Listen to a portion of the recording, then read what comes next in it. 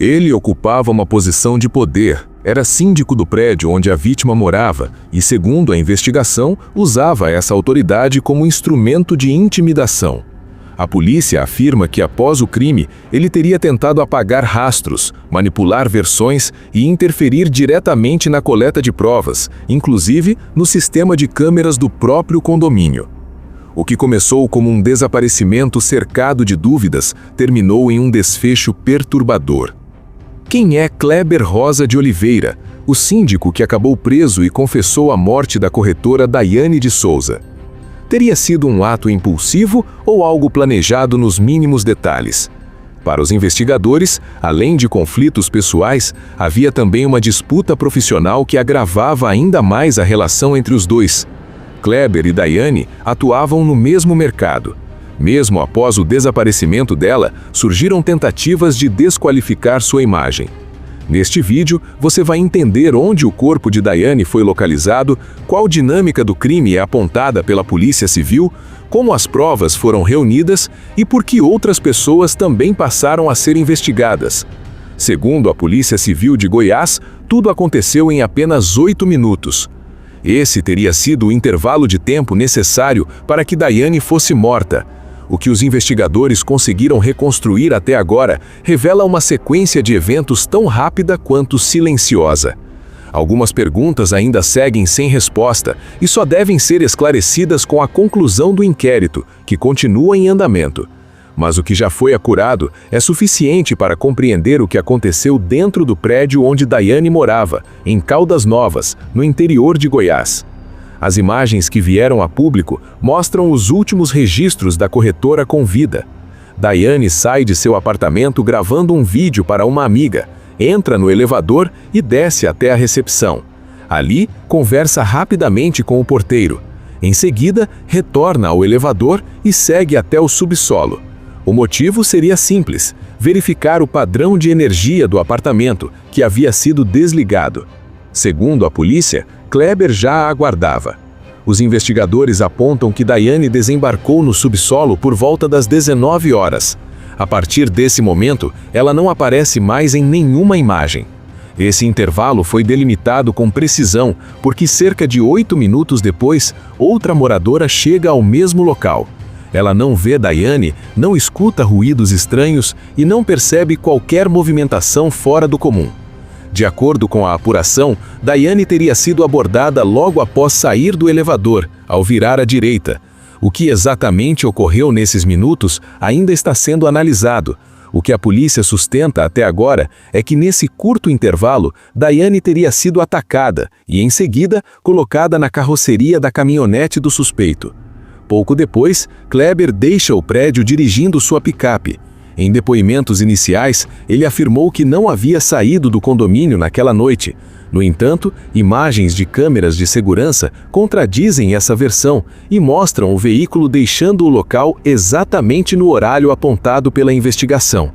A polícia afirma que Kleber seguiu até uma área de mata às margens de uma rodovia estadual a aproximadamente 15 quilômetros do prédio. Foi nesse local que Daiane foi deixada. Em confissão, o próprio suspeito relatou ter visto uma espécie de vala por onde passa água, uma pequena grota, e decidiu ocultar o corpo ali. Daiane permaneceu naquele local até a madrugada do dia 28 de janeiro, quando foi localizada pela Polícia Civil. Nas primeiras horas da manhã, equipes policiais chegaram ao prédio onde Daiane morava. Os agentes se dirigiram ao apartamento do síndico e efetuaram a prisão de Kleber Rosa de Oliveira e de seu filho. Era o desfecho de um caso que mobilizou familiares e amigos durante mais de 40 dias de buscas, angústia e silêncio. Imagens da operação mostram a complexidade da ação. A área indicada pelo suspeito foi sobrevoada, viaturas se posicionaram ao longo da rodovia e policiais precisaram entrar na mata fechada para alcançar o ponto exato onde o corpo estava. Kleber aparece algemado, sendo conduzido por policiais às margens da estrada. Segundo a polícia, naquele momento, ele colaborava com a localização do corpo. Foi ele quem levou os investigadores até o local indicado. Mas a versão apresentada por Kleber ainda levanta muitas dúvidas. Ele afirma que não planejou o crime e que tudo teria começado após uma discussão, quando Diane desceu ao subsolo gravando com o celular. Para a investigação, no entanto, há elementos que indicam que essa história pode não ser tão simples quanto parece. À medida que as investigações avançavam, a versão apresentada por Kleber Rosa de Oliveira começou a perder sustentação. Para a Polícia Civil, a hipótese de que tudo teria acontecido de forma impulsiva passou a ser tratada com cautela. Os detalhes do caso, quando analisados em conjunto, indicam um cenário muito mais elaborado do que uma simples discussão momentânea. Um dos pontos centrais da apuração envolve o desligamento do padrão de energia do apartamento de Diane. Para os investigadores, essa ação não teria sido aleatória. O corte de energia obrigaria a moradora a descer até o subsolo para verificar o problema. Segundo a polícia, Kleber sabia disso. Ele conhecia a rotina do prédio, conhecia os moradores e sabia exatamente como forçar aquela situação. Outro elemento que chama a atenção é o posicionamento do suspeito em uma área sem cobertura direta das câmeras de segurança. De acordo com a investigação, Kleber teria aguardado Diane em um ponto estratégico, fora do alcance imediato dos registros visuais. Há suspeitas de que imagens possam ter sido apagadas ou manipuladas, e isso segue sendo analisado pelos peritos. O intervalo de apenas 8 minutos também pesa contra a versão de um conflito espontâneo. Nesse curto espaço de tempo, teria ocorrido uma abordagem, um confronto e a morte da vítima, sem que outras pessoas no prédio percebessem qualquer movimentação fora do comum. Para a polícia, a rapidez dos acontecimentos sugere que Diane foi surpreendida e não teve chance de compreender o que estava acontecendo. A investigação trabalha com a possibilidade de que Diane tenha sido morta ainda no subsolo do prédio. A suspeita é de que o corpo tenha sido retirado do local na carroceria da picape de Kleber, que naquele momento estava coberta por uma lona. Câmeras externas mostram o veículo deixando o condomínio fechado e retornando cerca de 40 minutos depois, já com a carroceria aberta. Embora algumas imagens tenham sido perdidas, o contexto geral reforça essa linha de raciocínio. Para os investigadores, não faria sentido transportar uma pessoa com vida naquela condição sem que houvesse qualquer pedido de socorro ou tentativa de fuga. A dinâmica que se desenha é a de um crime rápido, silencioso e cuidadosamente executado para evitar testemunhas. O papel do filho na investigação. Outro ponto que ganhou destaque foi a prisão de Michael Douglas de Oliveira, filho de Kleber. Segundo a polícia, ele teria auxiliado o pai após o crime, atuando diretamente para dificultar o trabalho da investigação. Entre as ações apontadas estão a substituição do aparelho celular utilizado à época dos fatos e a tentativa de eliminar possíveis provas digitais. A Polícia Civil entende que esse tipo de conduta configura obstrução da investigação. Por esse motivo, foi decretada a prisão temporária de Michael. Durante o período de custódia, os investigadores buscam esclarecer até que ponto ele participou dos acontecimentos e se sua atuação se limitou a tentar encobrir os fatos ou se houve envolvimento direto em outras etapas do crime.